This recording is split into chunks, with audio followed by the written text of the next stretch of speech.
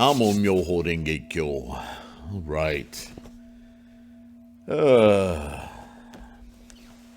Thanks for being here. I hope this podcast, vlog, video, whatever, finds you in good health and secure.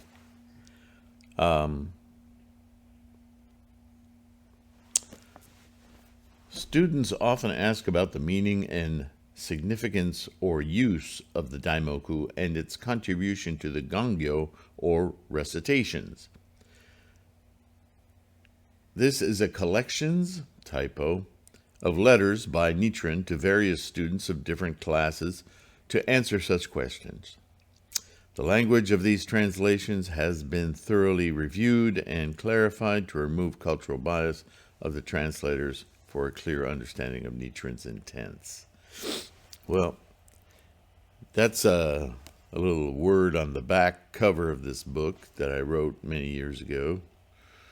Probably I see a typo I need to fix, and I probably, to truly do as I suggest on that, although I know I made efforts, I could do better. I could do more to remove the biases in here. But it's quite a task. It's pervasive, yeah. But hopefully through these videos, these podcasts, these whatever we're calling them, these study sessions, we can sort that out, right? And it's important for us to do this face-to-face, as it were, as much as possible anyway. That's why I do this in a conversational, kind of personal style, so that we don't have this formalism of reading word for word, that tendency we have as human beings to, but the word goes there and the word before that means something different than the same word after that. What's important is the meaning, and culling from these varied translations what Nichiren, Tendai, Dengyo, Shakyamuni, which is what Nichiren's doing. So we need, as Nichiren has exhorted us to do, emulate him, his actions, not him personally, but his practice, yeah? Because what is Nichiren but a clarifier of Shakyamuni's teaching? That's what a bodhisattva is. The great teacher NaMu says, quote, "The entity of the mind is endowed with two aspects, the defiled and the pure. The samsarically attached cataloging database warehouse of identification, selfness, and the protection of it, ego, this is me, right? And then there is the not requiring attachment, the free experience, moment to moment, of life as it expresses energy, karma. It's just potential expressing my consciousnesses, yours, my little dogs, Chloe, the environment, the trees, the fish, the birds, the sky, the universe, happening moment to moment, expressing itself, constantly moving.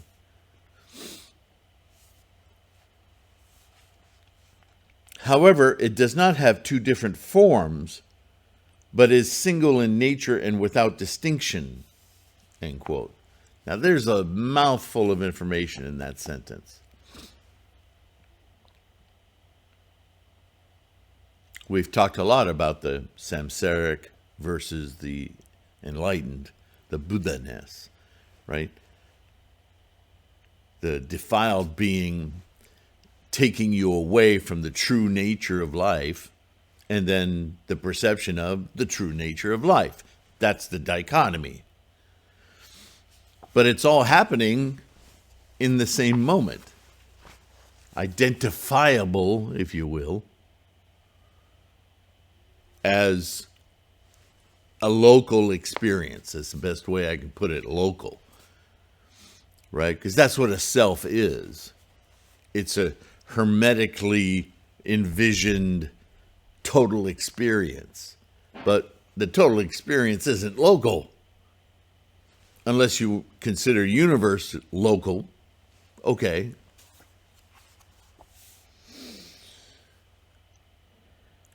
And the example of the mirror that he gives truly presents a thorough explanation of the subject. The without distinction, the single in nature and without distinction, see, we could talk about that all day. Without distinction, that's an echo of the oneness, the thus come one. You always thought the thus come one meant the person, Buddha. No. The thus come to realize there are no distinctions. Everything constantly happening, being in this moment, this moment, this moment, this moment. You and I and our environments all happening together at once, moment to moment. There's no... See, this is why in differences, when we say differences in Buddhism, we simply mean different experiences of this one process. What is the process? It's MyoHoRenGeKyo. What is MyoHoRenGeKyo? The witnessing of that process. NaMu MyoHoRenGeKyo. Wow. It's all happening right now. Equally, equanimity. The moment we slip into, but that's not this, we're in samsara. Because now your brain and your mind is going, latch onto that. That's me. That's not me. Bullshit. Everything your experience is you. What else is you? When you look in the mirror, is that you that you see? No, you see some flesh carcass that you identify with, but that's not you. You wouldn't argue with me that that's you. Ladies, with the thousands of dollars a year you spend on makeup, really? Is that you? Men now, same thing. Oh my gosh, men are becoming so vain. It's amazing. Side rant. Okay.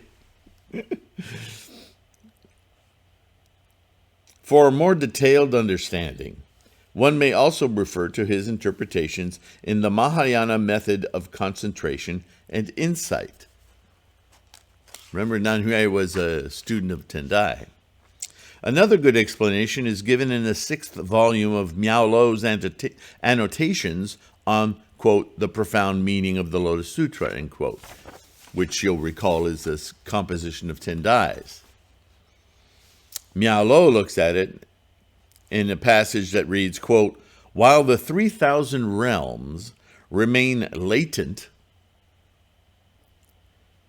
in ordinary beings, they are all designated by the term ignorance, right? Because you're unaware of the horrors that are going on in Yemen right now, or volcanoes in Africa, it doesn't mean they're not happening.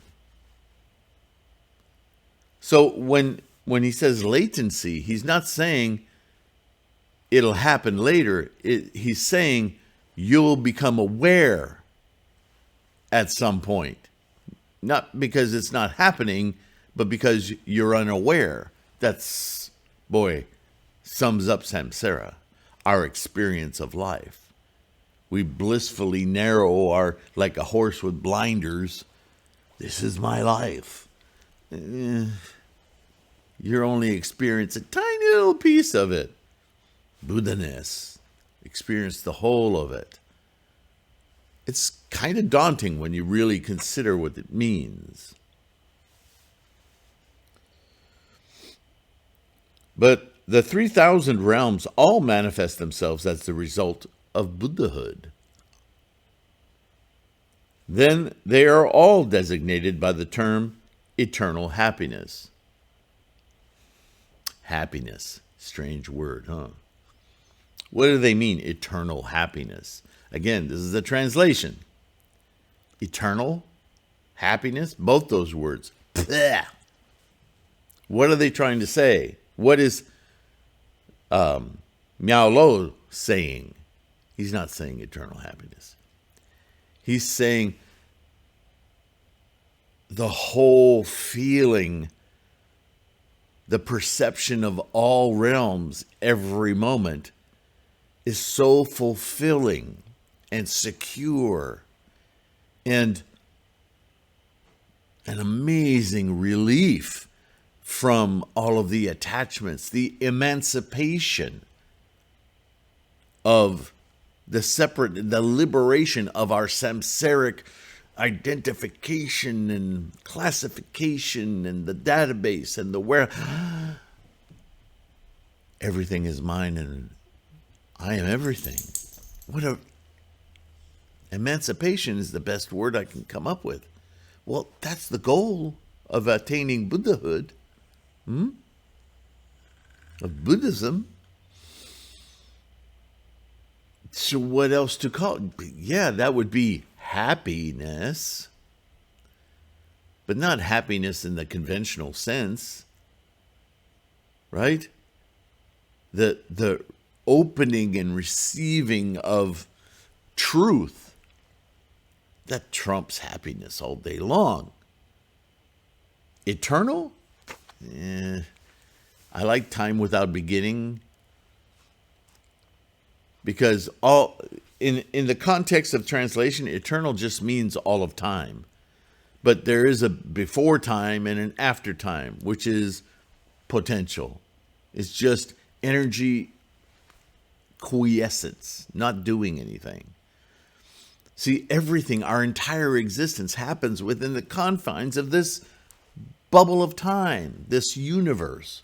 And we're just a tiny fraction in it. But even as a tiny fraction, we can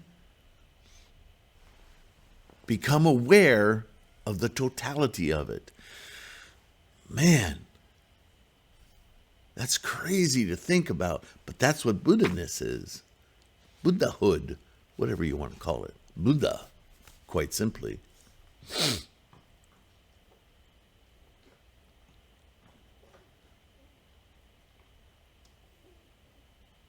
However, because the 3,000 realms themselves remain unchanged, ignorance is essentially one with enlightenment. Just because you're unaware doesn't mean it's not there. Just because you don't know the truth doesn't mean the truth doesn't exist. Right? We've had this new terminology in the recent decade of oh gosh, it's going to slip my mind now, of willful ignorance. That's a mind-bending thought in itself.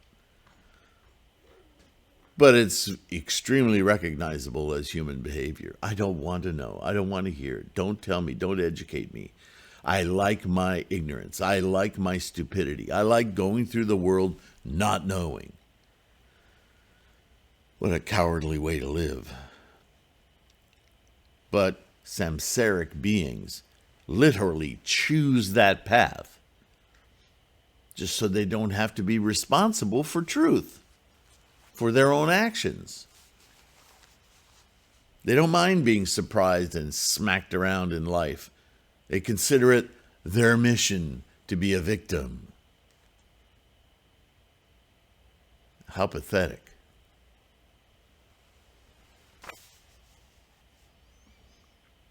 Since the 3,000 realms all remain constant, they possess both entity and function. Here we go back to the recitation, right? The 10 factors, the 3 realms, so on. This commentary makes the matter perfectly clear. Question: if all living beings are entities of MyoHoRenGeKyo, then are ordinary people like ourselves, who are ignorant and deluded, unenlightened and dull-witted, also entities of the wonderful and difficult to understand law? What did you not... Why this question?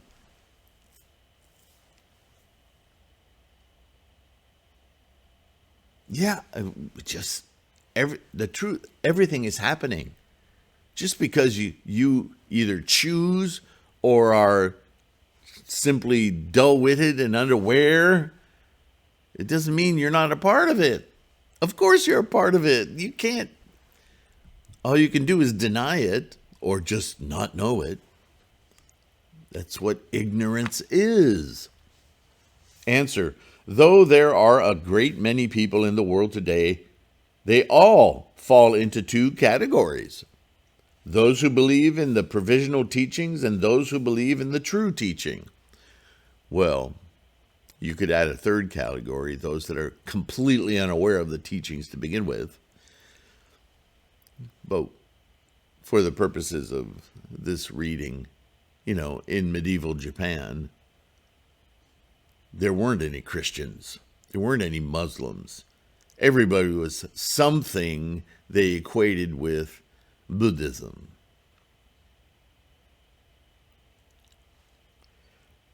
Today, we'd have to include a whole lot more ignorance.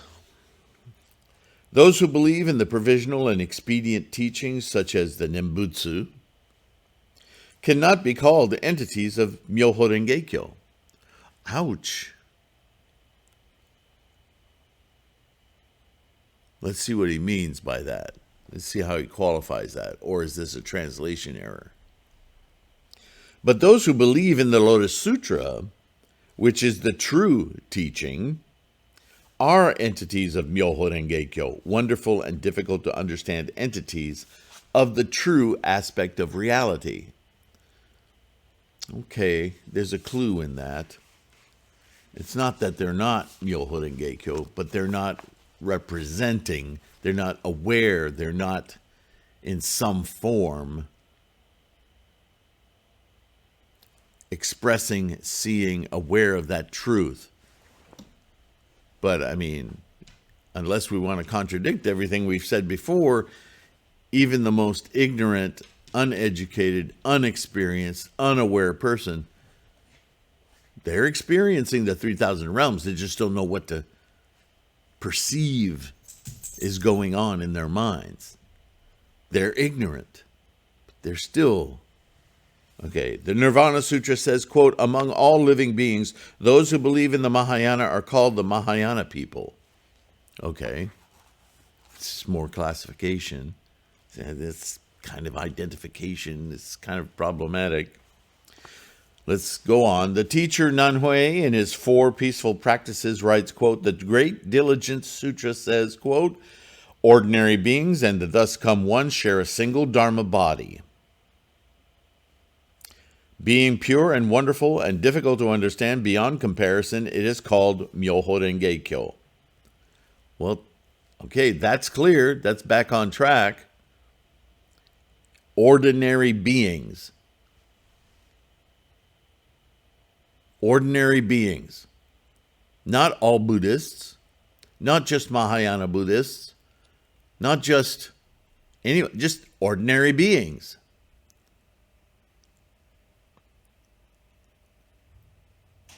It is called MyoHoRenGeKyo.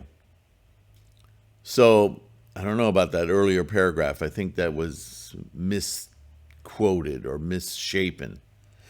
He also says, quote, those who practice the Lotus Sutra are pursuing through this single act of devotion the mind that is endowed with all manner of fortunate results. These are present simultaneously and are not acquired gradually over a long period of time, because they're already extant. It's only your awareness that needs to be awakened, right? We don't create Buddha-ness. We simply become aware of it. This is like the blossom of the lotus that, when it opens, already possesses a large number of seeds. Hence, such persons are called the people of the one vehicle. He also says, quote, the people of the two vehicles, particularly the voice hearers, and the bodhisattvas of inferior capacity, choose to follow the way of expedient means, practicing methods that assure gradual progress over a long period of time.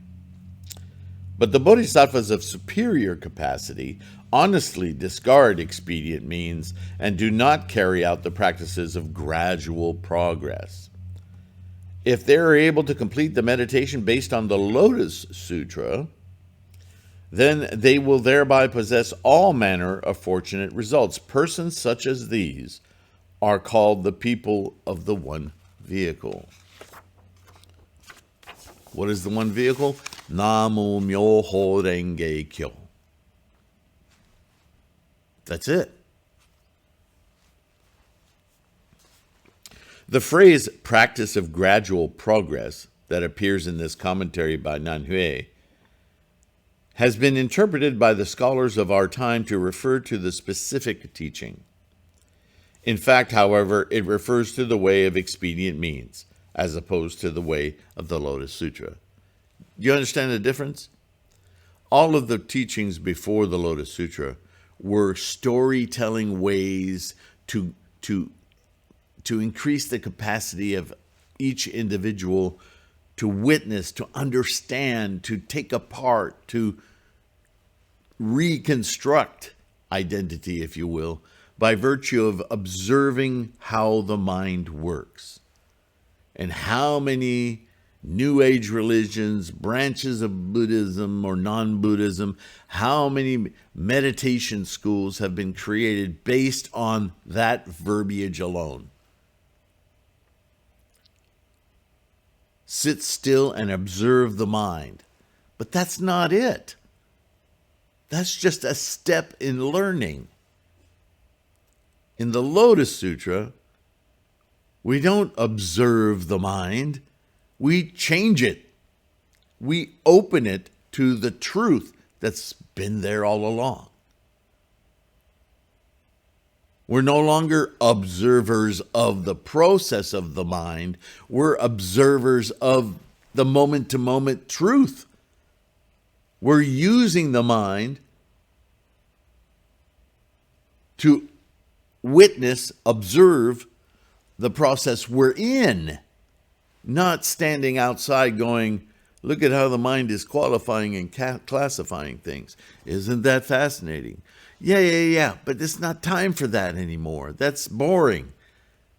That's like watching life on television. You need to live life, not just watch it. There's a difference. So when we chant NaMu MyoHoRenGeKyo, boom, we're in it. We're not just casually looking at, oh, yeah, that's a nice mom. Yeah, that might be fun to do someday.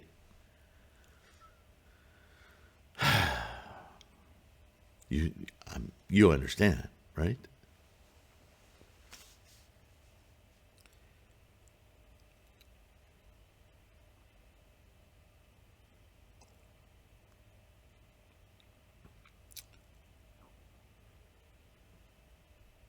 As opposed to the way of the Lotus Sutra, which is endowed simultaneously with causes and results, because you're in it. Hence, the term practice of gradual progress includes the perfect teachings preached before the Lotus Sutra, the various Mahayana sutras preached before the Lotus Sutra, and the Mahayana and Hinayana sutras that belong to the sudden and gradual teachings. Those are all expedient means. Those are preparatory. Right? You ever made a big dinner for the family or a group? Or even for yourself? I do it all the time. I chop up the bell peppers. I chop up some onion. I measure out the garlic, and I measure out the soy sauce, and I measure out, the whatever, all ingredients and spices, and I get everything ready to go. And then I turn my heat on whatever I'm going to cook in, chop up the potatoes, chop up the whatever, right? All that preparation's great. but it doesn't fill you up. It doesn't even taste good. And cooking it all, preparing it all is still preparation. And then you smell, the house smells, oh man, I'm getting hungry, I could smell that. Yeah, great. That's all well and good. But until you shovel that stuff into your mouth, you're not experiencing it. There's a time for preparation, and then there's a time for doing it. And only you can do that. No one can do it for you. Somebody could chop up the vegetables and all the stuff for me. It wouldn't fill me up.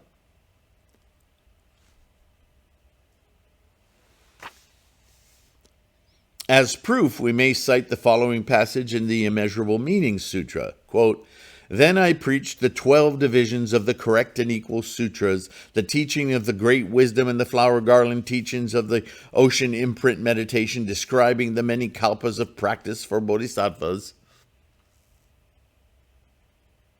And if you're curious about that 12 divisions, I have a document on threefoldlotus.com, 12 divisions. I have a video about the 12 divisions. You can look it up in the search on the homepage of this channel. Not the YouTube search, the homepage search. You're sitting on my robe, Chloe. It's okay. But the bodhisattvas of superior capacity honestly discard expedient means, and they do not carry out the practice of gradual progress. They practice the MyoHoRenGeKyo, the Lotus Sutra. And when they attain its truth, they simultaneously acquire all manner of fortunate results. Because they're manifesting truth. We become the truth. We're not just reading about it. Persons such as these are called the people of the one vehicle. Congratulations. You want another label? We're a people of the one vehicle. We are MyoHoRenGeKyo, the point. When we consider the meaning of these various passages, we understand that none of the ordinary people and sages of the 3 vehicles, the 5 vehicles, the 7 expedient means, the 9 worlds, or the 4 flavors, and the 3 teachings can be called Mahayana followers who are entities of MyoHoRenGeKyo. Okay, so we're starting to get a hint at the distinction he's making there. But it's like a bouncing ball, isn't it? All ordinary beings are entities of MyoHoRenGeKyo, but what he's identifying are those who are aware that they are MyoHoRenGeKyo. Though they are Buddhas in these teachings, they are Buddhas of the provisional teachings and cannot be called Buddhas in the true sense. They get kudos for study. We all do. But until you invoke, you are not in Buddha-ness. Words. This is because the Buddhas of the provisional teachings in their 3 bodies have not yet freed themselves from impermanence. Or to impermanence. They're not emancipated. How then could beings in the realms other than Buddhahood be called entities of MyoHoRenGeKyo? Making the point even more emphatic.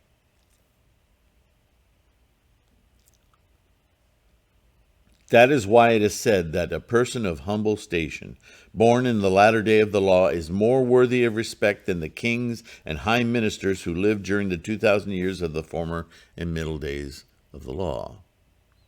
Because even at their highest potential, they hadn't yet realized the truth that you and I invoke with the Daimoku.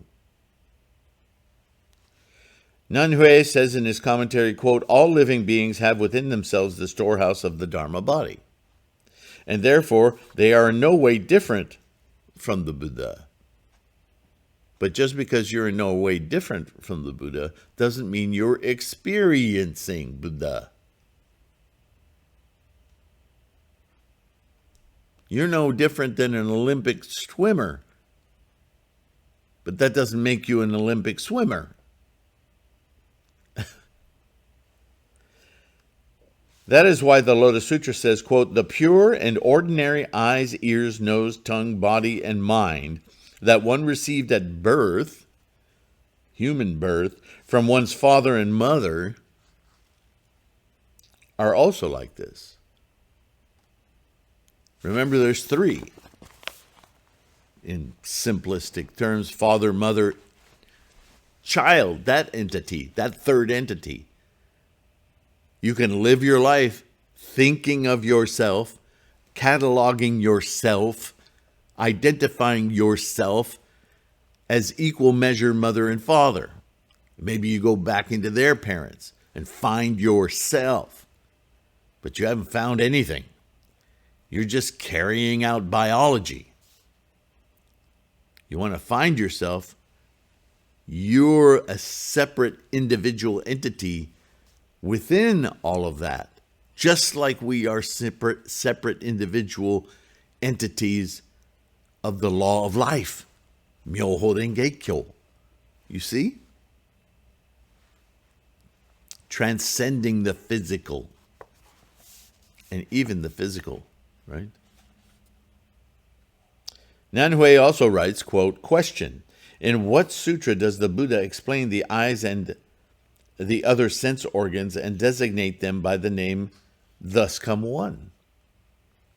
Answer, the Great Diligence Sutra says, quote, "Ordinary beings and the thus come one share a single Dharma body." The universe is the Dharma body. Being pure and wonderful and difficult to understand beyond comparison, it is called MyoHoRenGeKyo. End quote. This comes from a sutra other than the Lotus, but since the Lotus later clarified the same point, it is all right to quote it here. Yeah, don't be confused now that some other sutra is equal to the Lotus Sutra. No, there's an insight, but there's not the function of awareness of it, the process of it, being in it, right? If we take up the word share that is used in this passage of the Great Diligence Sutra and apply it in our argument, we may say that those who share in and believe in the Lotus Sutra, the MyoHoRenGeKyo, are entities of that wonderful and difficult to understand sutra.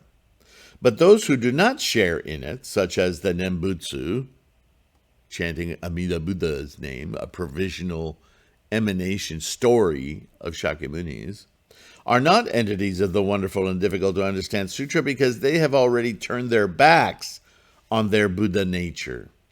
That is the thus come one of the Buddha body.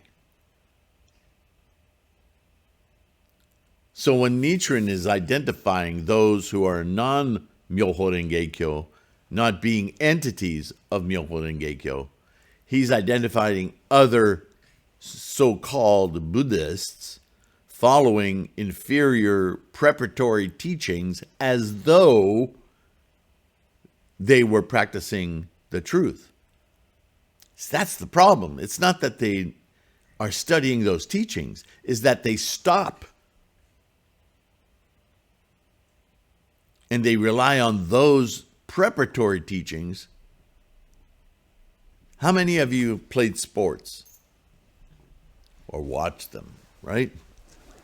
For all the training that the baseball players, football players, soccer players, whatever, go through, does their training equal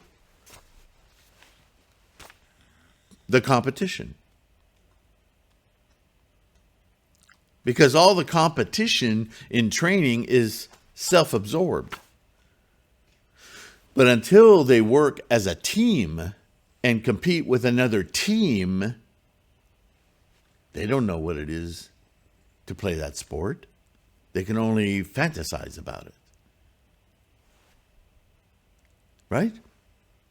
like the Olympic swimmer analogy I made earlier.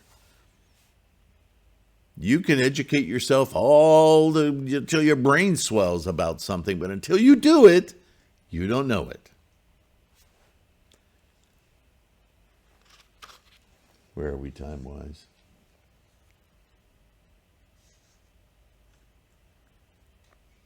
In essence, the entity of MyoHoRenGeKyo is the physical body that the disciples and followers of Nichiren who believe in the MyoHoRenGeKyo received from their fathers and mothers at birth. Such persons who honestly discard expedient means but resolve and conviction in the Lotus Sutra alone and chant NaMu MyoHoRenGeKyo will transform the three paths of earthly desires, cravings, karma, the energy that you're formed of, and the suffering, your experience of the warehouse, the database of self, into the three virtues of the Dharma body, the wisdom body, and the emancipation body. The threefold contemplation and the three truths will immediately become manifest in their minds. Right? Buddhism is about the mind. Awareness, experience, these are all words of the mind. And the place where they live will become the land of eternal tranquil light. The Buddha land. The land doesn't change. Your mind changes. The Buddha, who is the entity of MyoHoRenGeKyo, of the lifespan chapter of the essential teaching, who is both inhabiting subject and inhabited realm, life and environment, body and mind, entity and function, the Buddha eternally endowed with the three bodies, he is to be found in the disciples and lay believers of Nichiren's doctrine, Nichiren's clarification of Shakyamuni's Lotus Sutra. Such persons embody the true entity of MyoHoRenGeKyo. This is the distinction Nichiren is making. This is all due to the meritorious workings that the spontaneous transcendental powers inherent in it display. Could anyone venture to doubt it? Indeed, it cannot be doubted. NaMu MyoHoRenGeKyo. And again, we will pause and continue in the next video.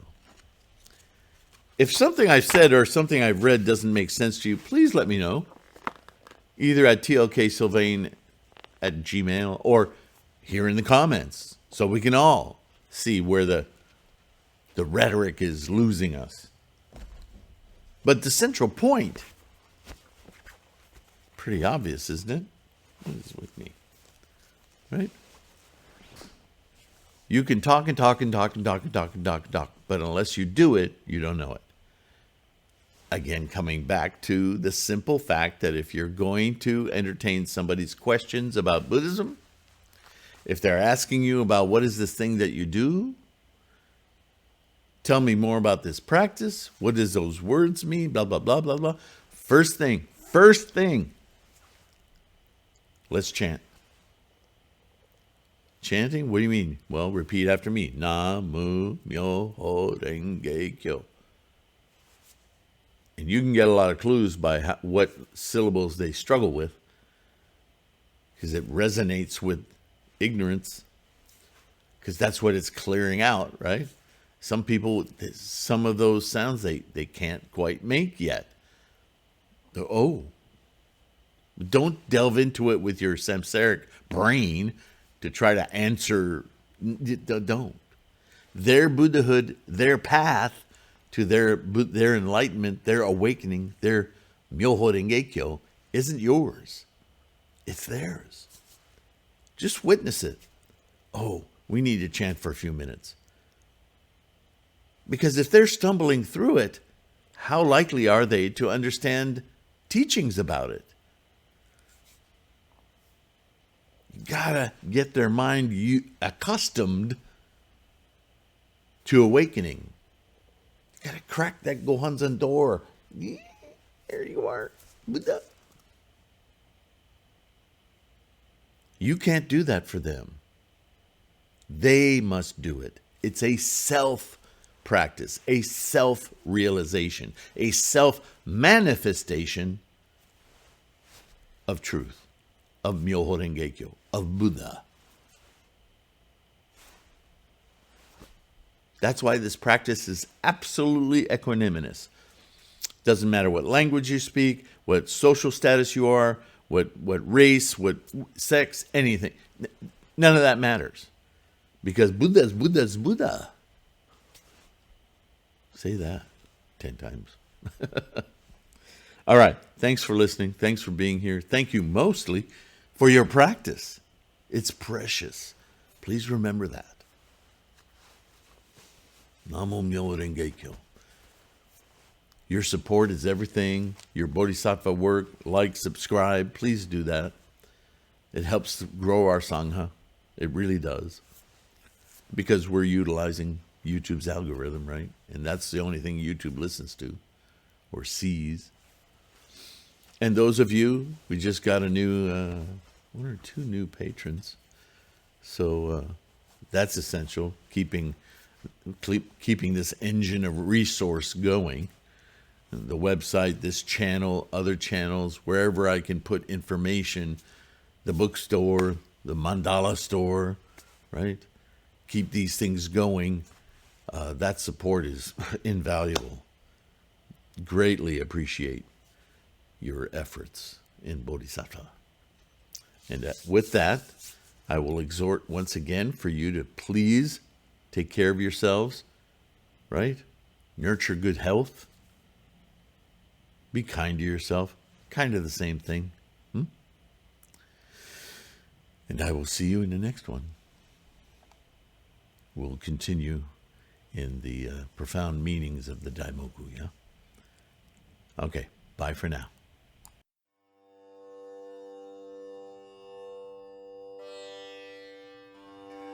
Myo.